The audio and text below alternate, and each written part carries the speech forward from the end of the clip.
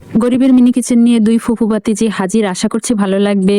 আজকে রোস্ট রান্না করব, ডিমের মাসালা আর পোলাও রান্না করব। অনেকে ঢং করে বলে পোলাও, যাই হোক আমরা ছোটবেলা থেকে পোলাও শিখেছি, পোলাও বলবো। আর এই হচ্ছে মশলাপাতি সব কিছু নিলাম। আমার কাছে বাসমতি চাল ছিল, একটু ফুটানি করে বাসমতি চাল নিয়ে নিয়েছি, ভালোভাবে বেশ কয়েকবার ধুয়ে নিয়েছি। এখানে কিন্তু একবার দেখাইছি। এবারে ধোয়ার পরে পানি দিয়ে এর মধ্যে লবণ দিব, লবণ দিয়ে 2 ঘন্টা ভিজিয়ে রাখবো। এর কারণ কি, বাসমতি চালের ভাত ভেঙে যাবে না, এটা কিন্তু ট্রিক্স। ধোয়ার পরে 2 ঘন্টা লবণ পানিতে ভিজিয়ে রাখবেন।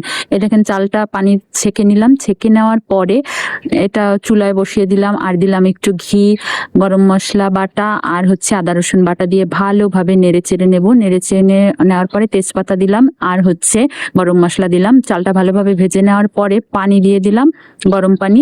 এবারে হচ্ছে এটা বলক আসা পর্যন্ত ঢেকে দিব। এই যে বলক চলে এসেছে, আর আমার পোলাওটা দেখতে দেখতে হয়ে গেছে।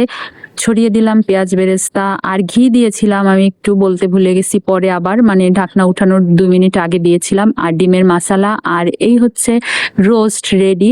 খেতে কিন্তু অসাধারণ হয়েছে। ডিমের মশলা আর রোস্টের রেসিপি মিনি কিচেনের রান্নাতেই হয়েছে এবং পরবর্তী ভিডিওতে দেব। ভিডিও বড় হয়ে যাবে বিধায় দেইনি। যাই হোক, আমার ভাতিজি বলেছে আমি খুব শান্তি পেয়েছি, খুব শান্তি লাগলো খেয়ে। বাচ্চাদের খাওয়া নিয়ে কথা, খুবই ভালো লাগছে আমার কাছে, অনেক আনন্দ লাগছে। এই যে ডিমের মশলা আর হচ্ছে রোস্ট দিলাম, খুবই ভালো লাগছে খেতে। আর পরবর্তীতে মিনি কিচেনে কোন রেসিপি আপনারা দেখতে চান জানাতে কিন্তু ভুলবেন না। সবাই সুস্থ থাকবেন, ভালো থাকবেন, আল্লাহ হাফেজ।